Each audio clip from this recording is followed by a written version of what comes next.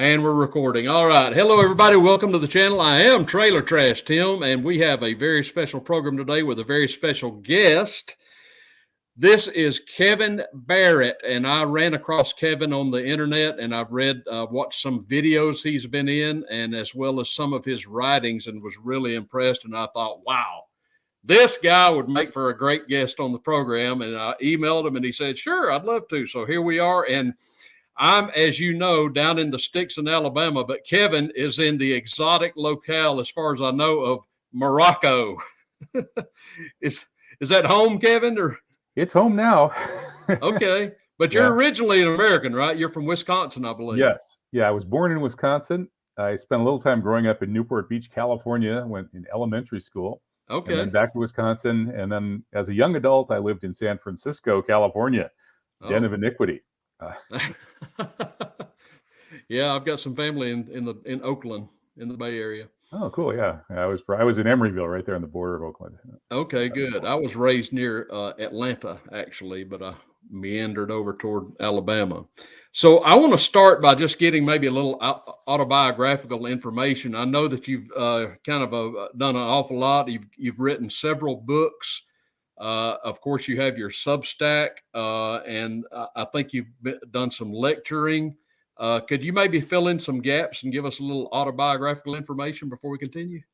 Yeah, sure. I'm kind of a what should we say? I'm alienated and kind of pissed off at the idiots in power and the idiots in general for most of my life, it seems like. Although actually I was a rah-rah America, flag waving kind of kid, believing I was, in the best family, in the best place, the best country, in the best world, in the best universe, and all this sort of thing. And then when I was in 7th grade, I heard about Vietnam and looked into that and was horrified. And then when I was in 10th grade, I think it was, or maybe, I think it was 10th, I went and saw a lecture by Mark Lane. He's Lee Harvey Oswald's attorney. And this would have been in 1974, somewhere thereabouts. And he was showing the Zapruder film of President Kennedy's assassination for the first time. It had been, held in a lockbox by Time Life Company. And so that film, of course, shows the president's head kind of getting blown off backwards from the front. Right. And the official story was that, Oswald with the Mannlicher Carcano rifle that, couldn't hit the side of a barn, did it from behind. And so I looked into that, and that really pissed me off. What kind of country am I living in where they just let them blow the president's head off in broad daylight and nobody does anything about it? And then worse, 2 days later, a mob hitman walks through a parting Red Sea of Dallas police officers and blows away Oswald, the patsy. I mean, how obvious can you get on live TV, witnessed by tens of millions of Americans? Right. So once I woke up to that, I just kind of, this was the counterculture was hitting the Midwest at that time. And so I really countered the culture. I was like, just what, this is ridiculous. I can't have any part in this enterprise of this country that's being run by these cretins, So I had a real bad attitude. I was with that film director, John Waters, talked about the angry hippies. I wasn't gay and sexually weird like he and his friends, but I was just as pissed off. And so I went through life, discovering that I like to write. I actually learned that in high school and majored in journalism in college.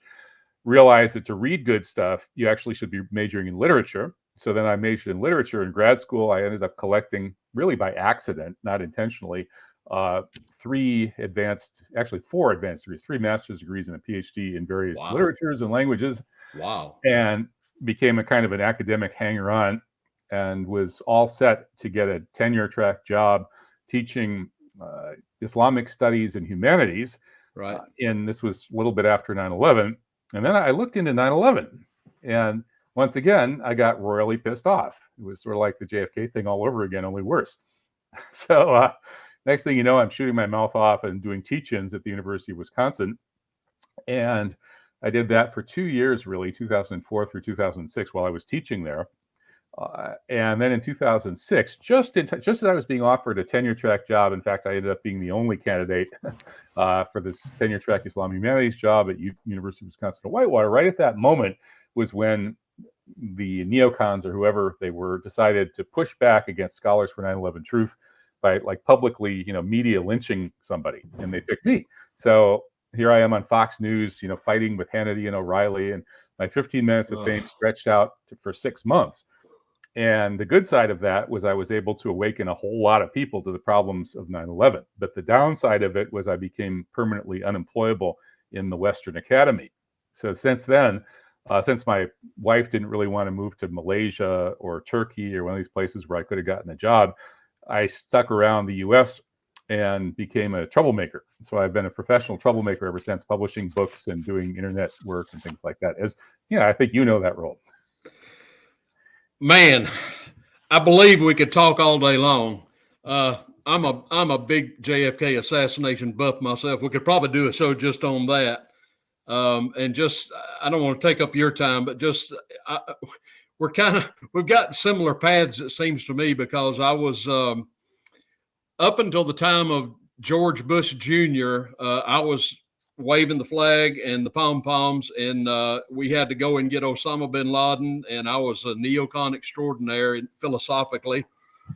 And about that time, I discovered Dr. Ron Paul, and I began my political transformation. And then I began to awaken as time went on as to just, I often say on my channel that we are just swimming in lies. That I just tell the people in my videos, whatever the government is telling you, your safe bet is just to believe the opposite.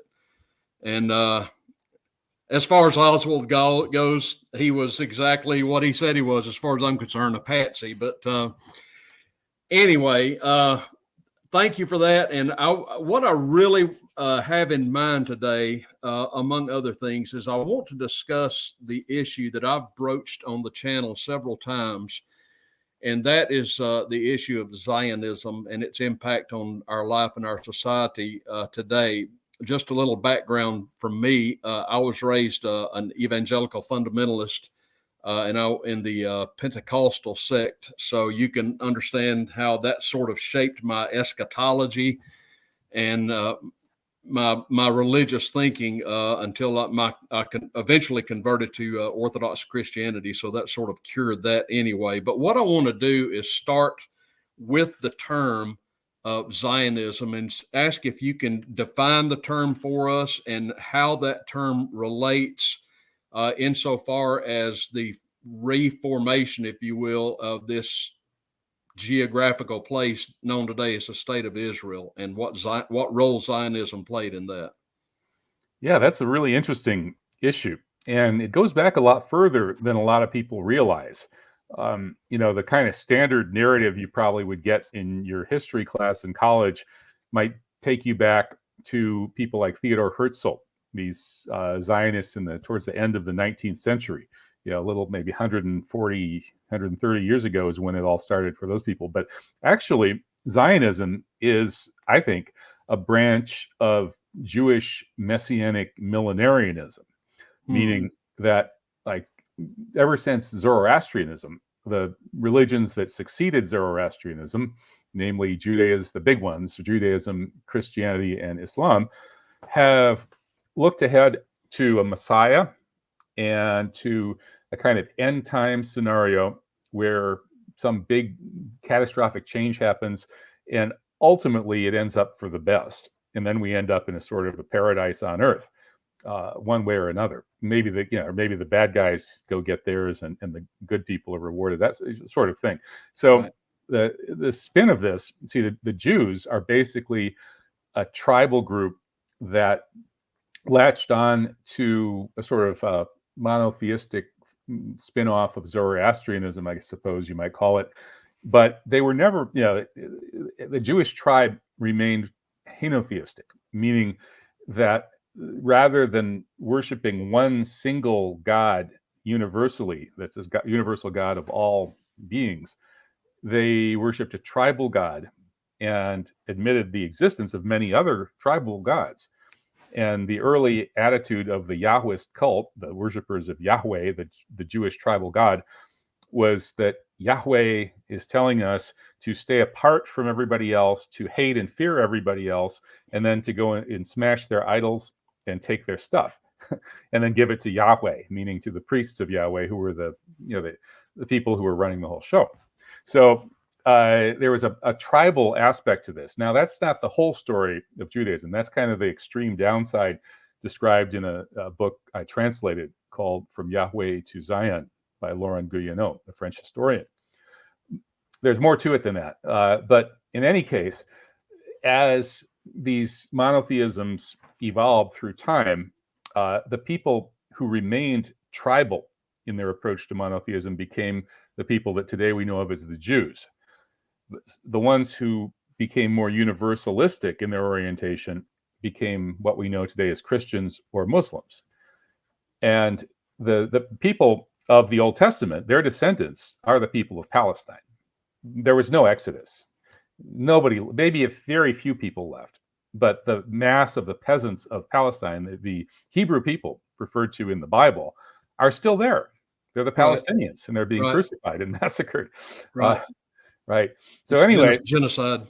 Right. It's a genocide going on. And so I think part of the reason that genocide is going on is that this tribal Yahwist cult, that is the people who refused to become fully universal monotheists and instead insisted on seeing themselves as God's chosen people, and kept worshiping their tribal deity, Yahweh, thinking they were better than everybody else, and basically still having this attitude of we hate the Goyim, and if we have the chance, we'll kill them and steal their stuff, give it to Yahweh, meaning the high priest of Yahweh. I mean, that attitude was still kind of subliminally there in Judaism, so-called Judaism, which again, and the same, then when Islam came with another version of the universal message, the universal monotheism, the people who rejected that as well, they rejected Jesus and they rejected Muhammad, the two great prophets of universal monotheism, and they remained the so-called Jews that we have today. So that group of people has tended to be very tribal, very ethnocentric,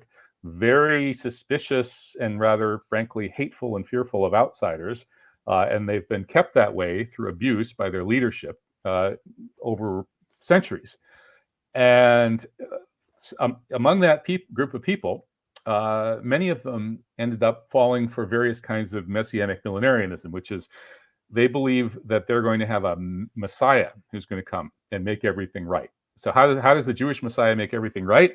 Well, he leads the Jews in a military triumph over the Goyim, or the other tribes. Now, Goyim is it's like the N word, except it means everybody who's not a Jew. Right. Right. So they're going to conquer and enslave the Goyim. That's their end times paradise on earth scenario. That's pretty much mainstream Judaism, although they sugarcoat it a little bit. They don't say that though, do they? Not out. Well, yeah, not when they're talking to the Goyim. But a particular spin on this became like, we're going to go back to the promised land and make this happen, right? Now, the standard mainstream Jewish interpretation has always been, no, we can't go back to Zion ourselves and make it happen. Yahweh is going to basically make it happen for us. And everything will be perfect when this happens. It'll just unfold. We won't have to lift a finger to do it. And in fact, it's heretical and even satanic among many Jewish circles to say that Jews should go back to Zion themselves. However, there have been, through the centuries, a number of Jewish voices who have proposed, forcing God's hand and going to Zion and kind of being our own Messiah. And that started a long time ago, and we started seeing a lot of it 500 years ago. People like Abarbanel, the Rabbi Abarbanel, who was the hero of Netanyahu's father, a Princeton professor. Abarbanel is a rabbi who proposed starting a gigantic cataclysmic war between the Christians and the Muslims, so they would kill each other off, and the Jews would inherit the world. Last man standing. Right. And so that was one, influence. There have been many others, including Shabtai Zvi and Jacob Frank, and they were basically Satanists. But within the, from the Jewish viewpoint, you almost sort of have to be a Satanist to be a Zionist, the traditional Jewish viewpoint, because you have to rebel against God. The traditional doctrine is God's going to do this for you. But if you do it yourself, if we're going to organize this conquest of Palestine and become our own Messiah, well, that's Satanism. That's putting yourself in the place of God. And Shabtai Zvi, the self-proclaimed Messiah, now viewed as a false Messiah, whose career culminated in the very interesting year 1666, was an avowed Satanist.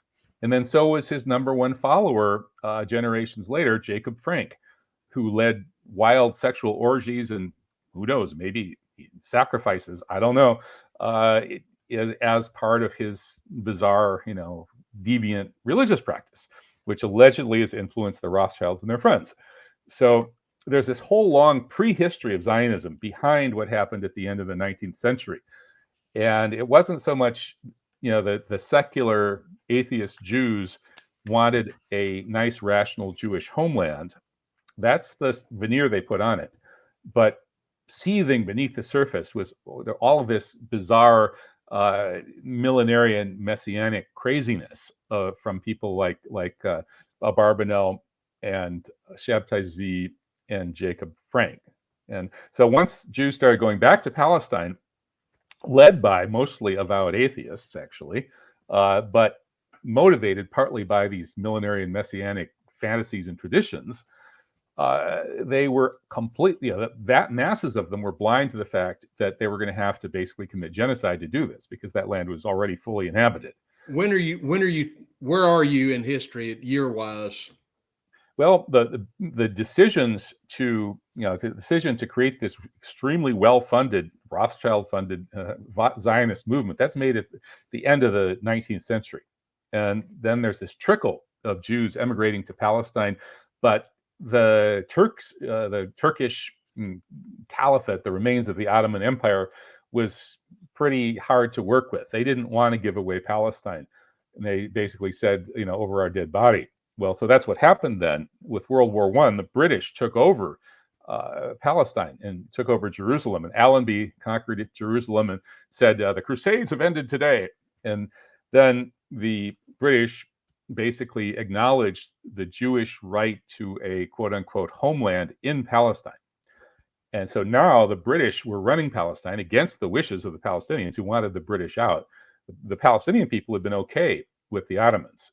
They were seen as a legitimate authority. And when the British came in, they were the enemy and satanic, or maybe not necessarily satanic, but definitely the bad guys. And their rule was viewed as totally illegitimate.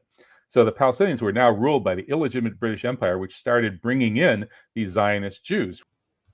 Okay, folks, we have lost I lost my internet on this end. I've reconnected with Kevin. Hang in there with us. I may have to do some editing or whatnot. I'm just waiting for Kevin to show back up. Thank you, Spectrum Cable here in Alabama. That was really inconvenient, but just bear with me. I guess I could sing or something. I don't know. Let me Paul. Oh, Paul. No, you're fine. I was into it. I just lost my internet. Thank you, Spectrum Internet. So there we are. Okay. Yeah, you can move to a third world country like me where you can get decent internet. I know, right? maybe I'm being spied on. I don't know. Anyway, I hope you didn't lose your train of thought because I was into it. Not too much. Okay, sorry. Go ahead and continue. Okay, so I think I'd sort of brought us up to date into the 20th century. So now the British have taken over Palestine after they defeated the Ottomans in World War I. Right. And they've opened the door to the floodgates of Jewish immigration to create a Jewish state, according to the Balfour Declaration, rather a Jewish homeland, which is pretty ambiguous, I guess. And the local Palestinian population wants none of it. They don't respect the British as legitimate authority. For them, the British are totally illegitimate. So they're occupied. And their occupier is opening up the doors to bring in this group of lunatics who want to genocidally eliminate the Palestinian people. So the Palestinians are horrified.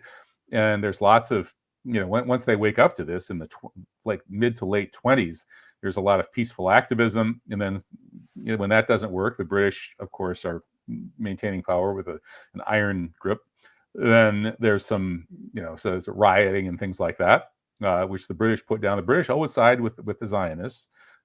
And then fast forward to World War II, and by now, the population there is probably maybe, before World War II, less than a quarter of that population of Palestine was Jewish.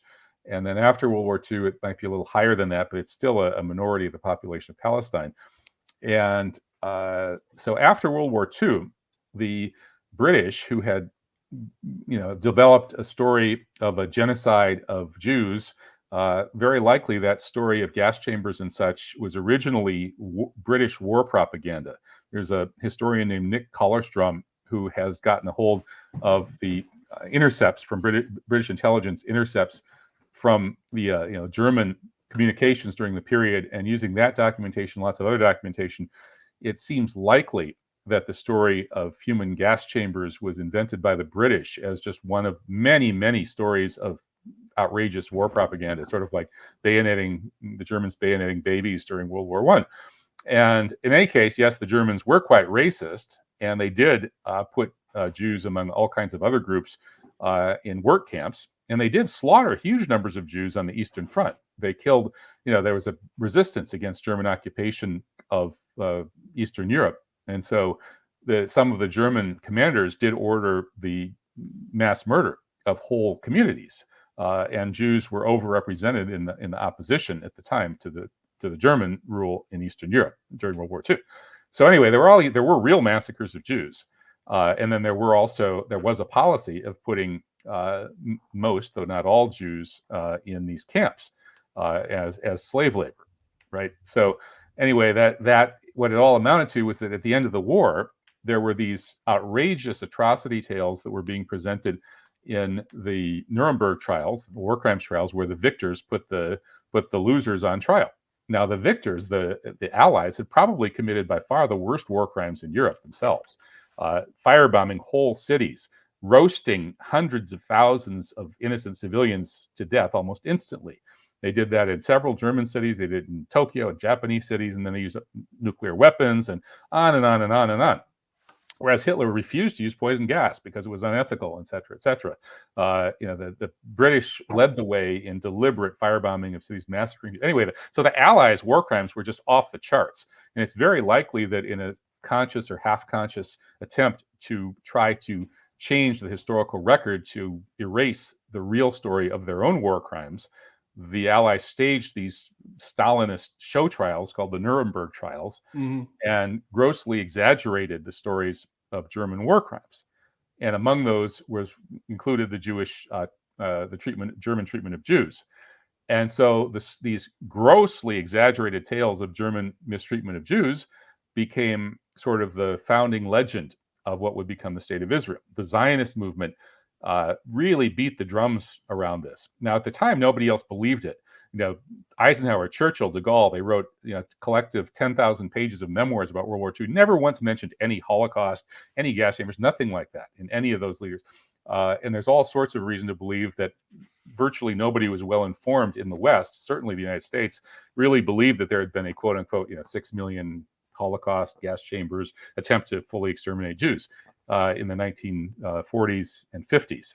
And that story started really catching on in the early 60s. But anyway, that story was very much latched onto by the Zionists. And the Zionists then used that to sort of whip up the fervor of the Jewish population to support the creation of the State of Israel. So in 1947, 1948, the Zionists did what their leaders had always been planning to do, which was commit genocide. They went out from village to village in Palestine, murdering people, raping and then killing women with bayonets. That was their favorite method. Tossing babies around with bayonets, committing all these kinds of these war crimes that they now are lying about in terms of accusing Hamas of doing things that Hamas doesn't do. But the Zionists did all of those things and worse in 1948. And so after terrorizing village after village after village in Palestine, and then broadcasting the fact to the entire Palestinian population that they were being massacred in this horrific, brutal fashion, Palestinian population just fled and was strafed from the air. The Zionists actually strafed them from the air. So as they were committing this genocide against the Palestinian population, the Arab League, Palestinians being Arabs, declared war on the Zionists and moved in to try to save the Palestinians from genocide. And the Zionists had vastly more power because they controlled so much of the West. They had so much power in the wealthy part of the world that had just won World War II. They had better weapons, money, and so on. So the Zionists pretty easily won. And meanwhile, then the United Nations officially, the General Assembly, voted to recognize the so-called State of Israel. Now, this had no actual legal standing because the General Assembly cannot do that. That would have to be the Security Council, which has never done it. But the United States supported that resolution and supported the creation of the State of Israel because then President Harry Truman was handed $2 million in cash in a suitcase by his organized crime friend. And you're answering a question I was about to ask. Yeah. About Truman's role in all this. Every single advisor, military, the entire State Department begged him not to recognize this genocidal new State of Israel, saying this will be the worst thing that ever happened to America and the world. Every single military advisor said the same thing. But Truman had, like, he's famous for having quipped that, the Arabs don't vote for me. And they certainly weren't giving him millions of dollars of cash in suitcases either. So from that point on, the U.S. was sort of committed to some level of support of Israel. But in the 1950s, it wasn't that great. Eisenhower put the kibosh on Israel's attempt to steal the Suez Canal from Egypt in the Suez Crisis. And it wasn't until the Israelis spearheaded the assassination of President Kennedy in 1963 that they were able to build a nuclear program. And now they had their man in office, Lyndon Johnson, America's first Jewish president, a fanatical supporter of Israel, who's sleeping with the wife of the Israeli ambassador or something. So Johnson signs off on the '67 war, where Israel steals a whole bunch more land and commits more massacres.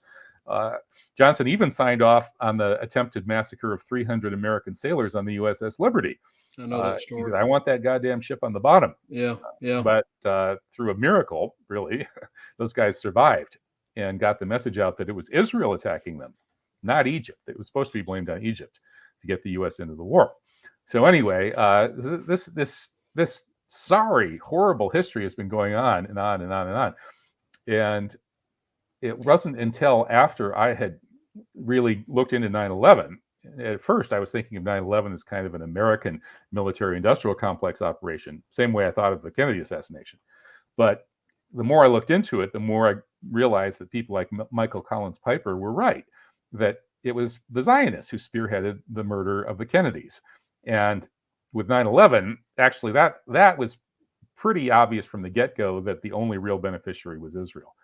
So I've reached because we launched war on their enemies. Exactly. Yeah, they hijacked the American military to go to war against their enemies, and so many millions of people are dead. And this is in no American textbook, and any American educated in a government indoctrination center is like what I like to call government schools, public schools. They've never heard anything like this. I mean, you got to go digging to find out what actually happened, because to the victors go the spoils, I guess, and the victors write the textbooks, and we just get one version that we all know, all of us in America are familiar with, but it is great variance with what you're telling us now. Yeah. I didn't really have this perspective as at least as strongly as I have it now, and I started kind of gradually developing it after 2006, when they basically forced me out of the university. So instead of studying all these esoteric topics of medieval Sufi history and things like that, now I had nothing better to do than learn about this stuff so I could use it in my broadcasting and my books and stuff. And so now the more I looked into it, the more kind of horrified I've been. And it's tough because you really do learn that there is really, sort of a Jewish problem, right? That is that the power of the organized Jewish tribe has, over the course of history, sometimes created problems for the non-Jews. And that's definitely been going on. Certainly it's creating massive problems for the Palestinians, even as we speak. But I think it's created horrible problems for Americans as well. I think it's probably the single biggest factor undermining the American political experiment.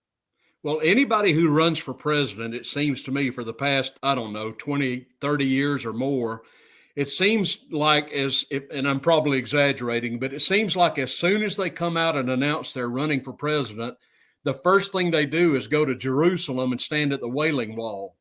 And I'm watching this going, what are you doing? I mean, you're running for president of the United States. Why are you in Israel? And there's just such devotion among these candidates to Israel. And eventually you've got to start asking questions. What are you doing? Where is your allegiance actually? Is it to us or to them?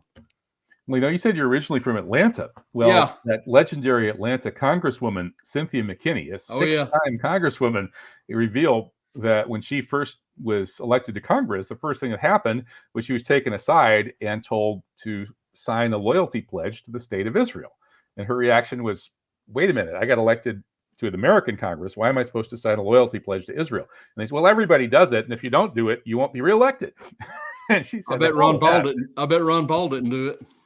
No, I'm sure he didn't. I'm sure he was one of the exceptions as well. Well, listen, this is fascinating to me, Kevin. But what I really want to touch on quickly, if we can, this would be of special interest, keen interest to any Christians that are watching us right now, because you can enlighten us as to the genealogy of Jesus with regard to the Palestinians, because these are his people, are they not?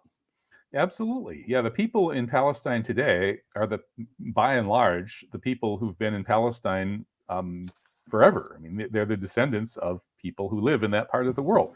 And most of those people have a close connection to the land. They grow olive trees, citrus trees, vegetables. There's a lot of really good food you can grow here by the Mediterranean, where I live right now. I'm over in Morocco at the other end of the Mediterranean. But anyway, so the majority of the population there, it's always been these sort of small peasant farmers, very attached to the land. They're not going anywhere. There's no way that group's ever going to move. Yeah, a few. There might be, a couple of people who specialize in long distance trade or this or that, and they end up somewhere else. But the bulk of the population is going to stay in the same place. So the ancient Hebrews who lived in that part of the world are still there. It's just they're not Hebrews anymore. Some of them, gradually started converting to Christianity. And then when the Byzantine Empire ruled that part of the world, they were Eastern Christians like you are now. Yeah. And some of those people, some Palestinians are still Eastern Christians, actually, because then when Islam came in, Islam protected Christianity. It did not demand that anybody convert to Islam. In fact, on the contrary, the real scandal is that some of the Muslim rulers actively discouraged conversion to Islam because they were, in some cases, they were greedy and they could get better taxes from the Christians if they stayed Christians. So these same people, Jesus's family, Jesus's relatives, and his ancestors and so on, those people, they're the people of Palestine, and they still are. So these people are now being crucified under the Zionist bombs as children are slowly dying under rubble. What do we have? 30,000 people murdered now by these mostly Zionist bombs. The majority of these women and children. And these are Jesus's people who are being crucified right now. And a lot of the American Christians, seem to be on the side of the people doing the crucifying, and that's really sad. That's what I wanted to get to because, as I know because I've heard you discuss this before.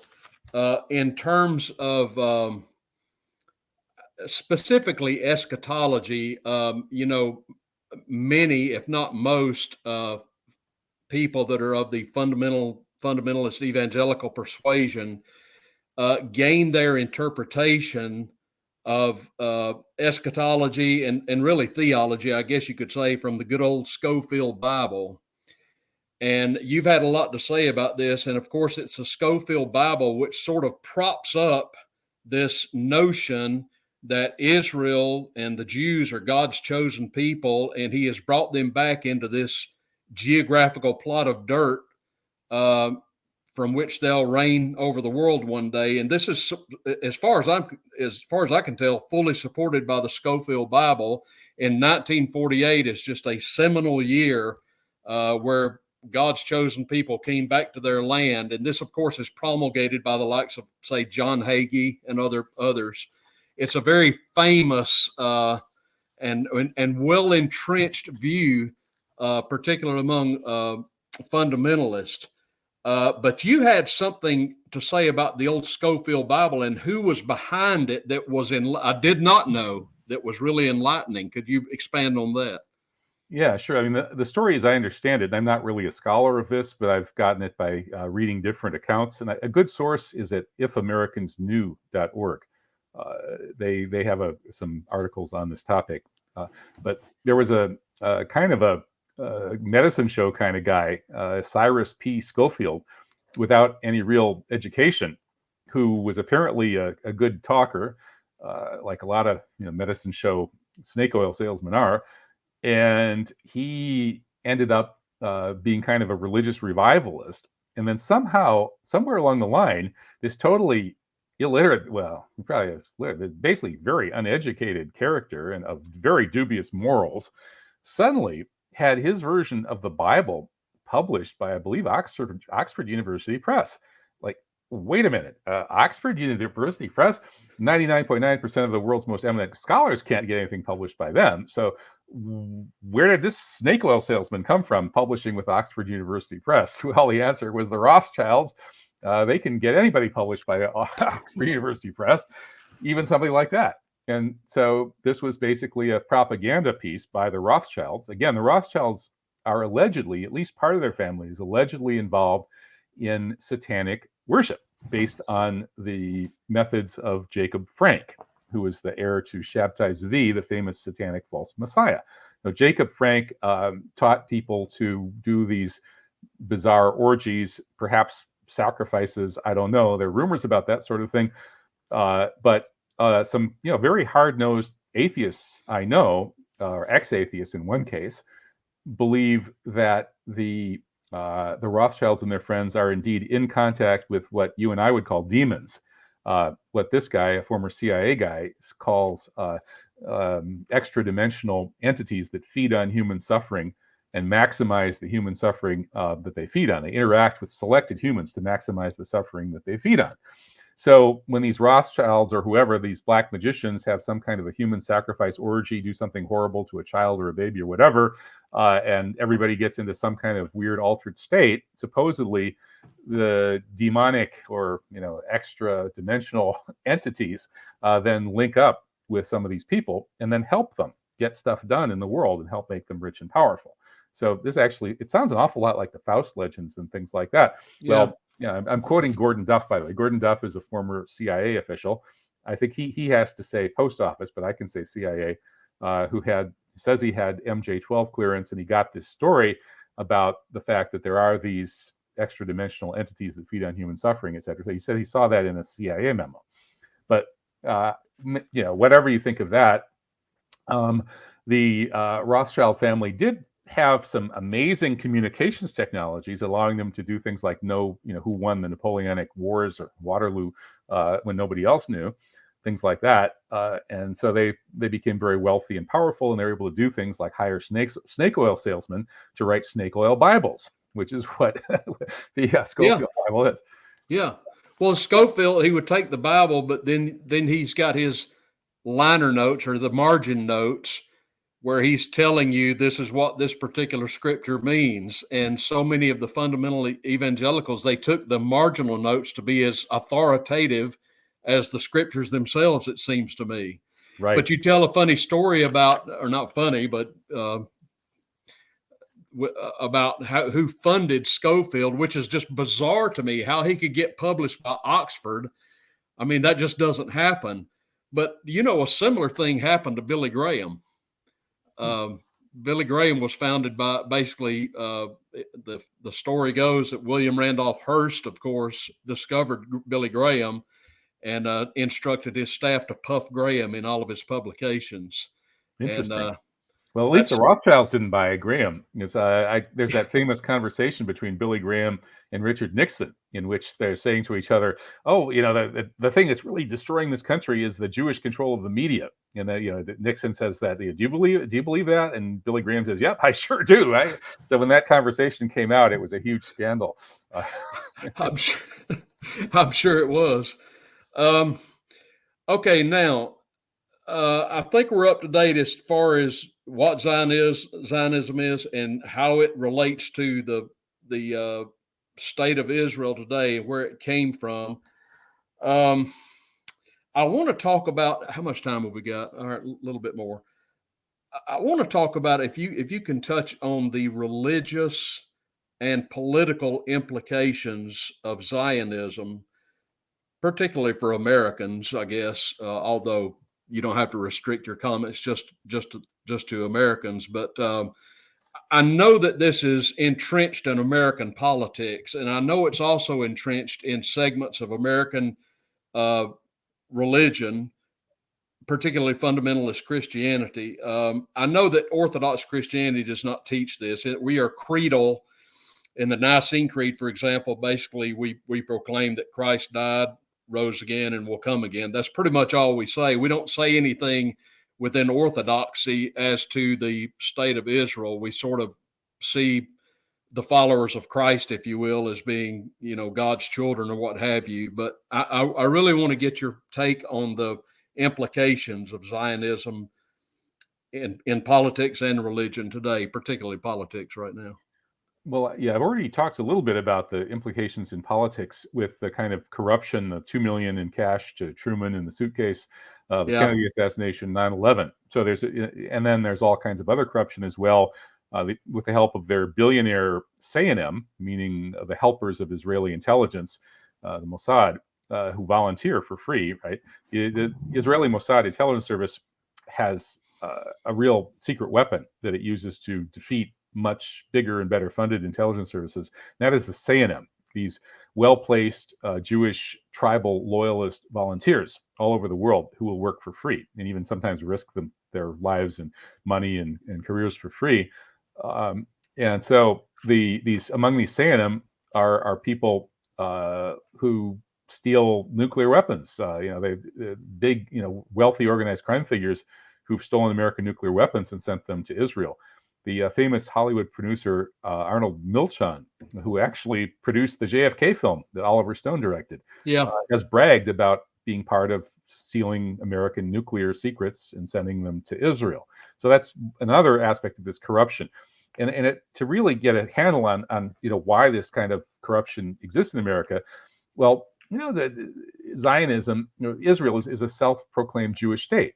It's supposedly the state for all Jews everywhere. Not for the people who live there, but for all Jews everywhere. So a certain percentage of the Jewish population all over the world resonates to that. Not everybody, but a lot of them do. Yeah. And here in America, the Jewish population is very wealthy, very powerful. It's been estimated that between 1/3 and 1/2 of America's richest billionaires are Jewish. And for a group that only is 2% of the population, that's astounding. Likewise, there are there are probably hundreds of thousands of Jewish American millionaires, and the average Jewish income is, I think it's almost double the average non-Jewish income, and more than half of all American Jews are earning six-figure salaries or incomes. So the Jewish community is very wealthy and powerful, despite the fact that it's only 2% of the American population. And the wealthier elements of the Jewish community tend to be the most Zionist. And so they use their power and wealth to help Zionism. And then let's not forget the organized crime element of this. Traditionally, the Jewish communities have been very tightly knit, and they have had a strong code against snitching on your fellow Jew to the non-Jews. So they have this huge advantage in organized crime. And in the old days, that included things like usury, which was criminal. It was against the law, but they were able to do it both illegally and later legally. And then other kinds of long distance trade, Jews have been massively overrepresented in long distance trade because they trust each other because they're very ethnocentric. And so they end up dominating all kinds of trades, including the slave trade, or at least being overrepresented in the slave trade, the alcohol trade, the sugar trade, and the drug trade. Then in terms of prostitution and these other illegal activities, again, there's long history of Jewish groups being over involved in that, in pornography, prostitution, drug dealing, and this sort of thing. And so naturally they developed gangster skills. So now you have this 2% of the American population is Jewish, and among that population, there are quite a lot of people with lots of money, lots of power, and a gangster skill set. So the result of that has, but plus the political lobby, AIPAC, right, funded by all of that money, Right. going and forcing American politicians to sign loyalty oaths to Israel. And then they bought up the media. The media is predominantly Jewish. It just is. That's not an anti-Semitic trope. It's true. Philip Weiss, the former New York Times journalist, wrote a great piece on this. Do Jews dominate American media? And so what if we do? Pointing out that more than half of his bosses and important decision-making colleagues were Jewish, and they just feel more comfortable with each other, right? And he describes that. So that sets the stage kind of for the way that our political system ends up getting corrupted to support this genocidal entity occupying Palestine that the whole world is fed up with, right? Every single country in the world now is supporting a ceasefire. The United States vetoes the ceasefire resolution. I saw that. And thereby permits and participates in slaughtering thousands, maybe tens of thousands or hundreds of thousands more women and children. So this is all that plus the 9/11 wars costing $6 or $7 trillion to go out and destroy Israel's enemies. I mean, it's pretty hard to exaggerate the magnitude of this destruction of America and corruption of America that Zionism is perpetrating. So that's political side. And it's got to be a crisis, and I don't mean to pick on evangelical fundamentalists who espouse this Schofield view, but it's got to create a crisis if they're honest with themselves when they see this utter genocide that the Jews are perpetrating on the Palestinians. I mean, how can you hold on to this Schofield infused view while you're seeing this before your very eyes? I mean, the evidence is there. And you're going to say these are God's chosen people that are doing this? Is this what God's people do? Is this how we act? That's quite a conundrum, I would say. Yeah. Well, if you really look at these Jewish Israelis, they really have a problem. They've got massive psychological problems. The Israeli Defense Forces, they proudly wear 1 shot, 2 kills T-shirts with a pregnant woman with a target on her belly. They tweet out tweets saying, I killed 14 kids today, and tomorrow it's going to be more, things like that. The Israeli Justice Minister, Ayelet Shaked, calls Palestinian children little snakes who need to be exterminated, and she says that they need to exterminate the mothers who give birth to little snakes too. And this attitude is widely shared. Polls show that well over 90% of Jewish Israelis have supported these periodic mowing the lawn, meaning killing thousands of civilians in Gaza, and similar or higher numbers support this genocide today. So there's a national psychosis over there in occupied Palestine. These are not God's people. These are Satan's people, obviously. And now, come on, Christians. Who would Antichrist be, right?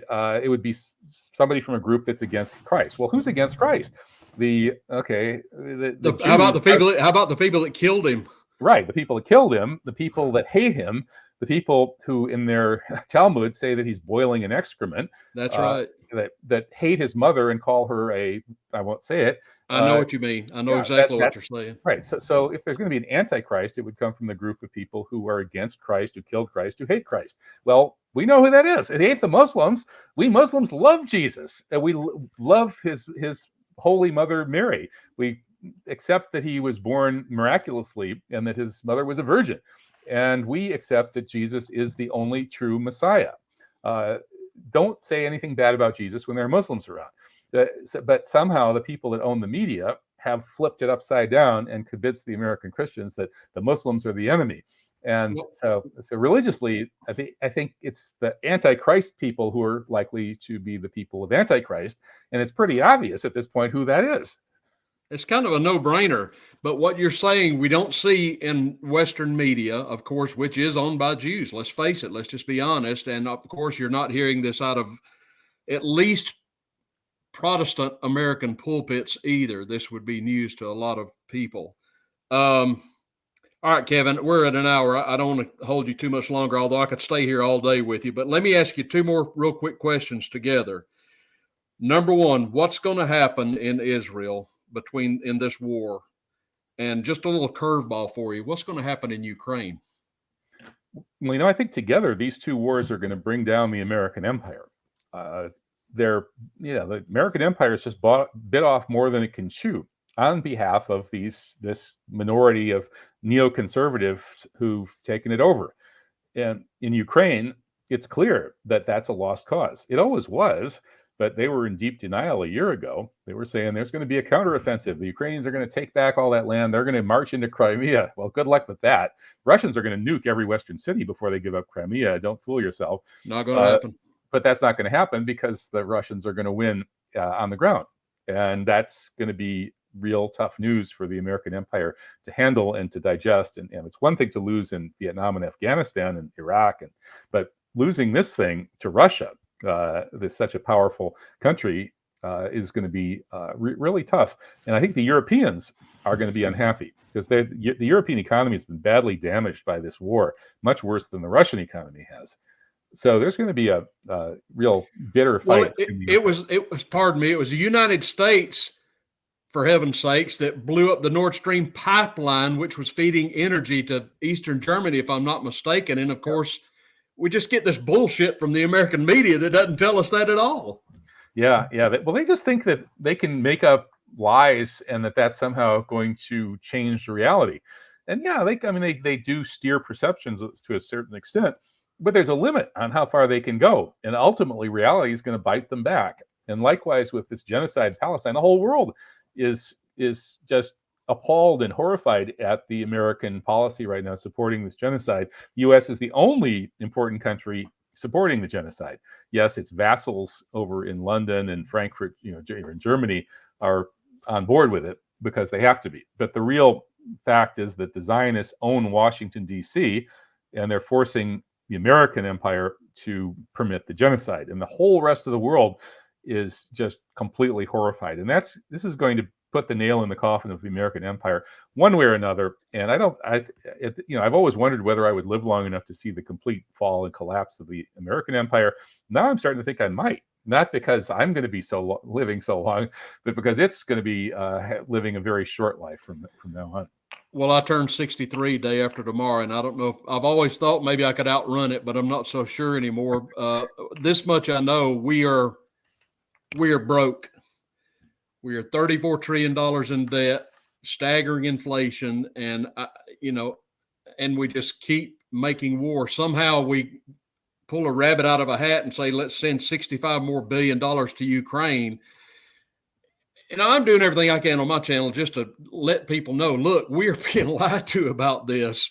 This is a lost cause. We have no business being there. This is from everything I've seen, it's an absolutely corrupt government headed by a comedian and a Nazi-like government that has imprisoned clergy, shut down churches, and we're on their side.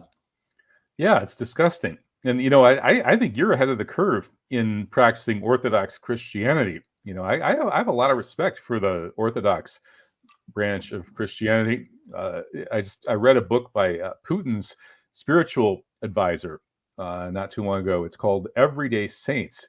Oh, yeah. By Tikhon. Yeah, it's a great book. Really enjoyed that. And the take on spirituality in that book reminds me a little bit of the take on spirituality in Sufi Islam, which is what I studied for my dissertation. Right. I'd love to meet that guy, and it's really great that there are people like that who are devoting themselves to the spirit in a world that's so crass and material. Well, Kevin, this has been fantastic. I think all I can say to everybody watching is just don't despair, don't give up hope. There's always hope, but things are looking a little bleak around the world insofar as the American interest and the government are involved. But look, thank you so much for coming today. Let people know where we can find you, websites and what have you.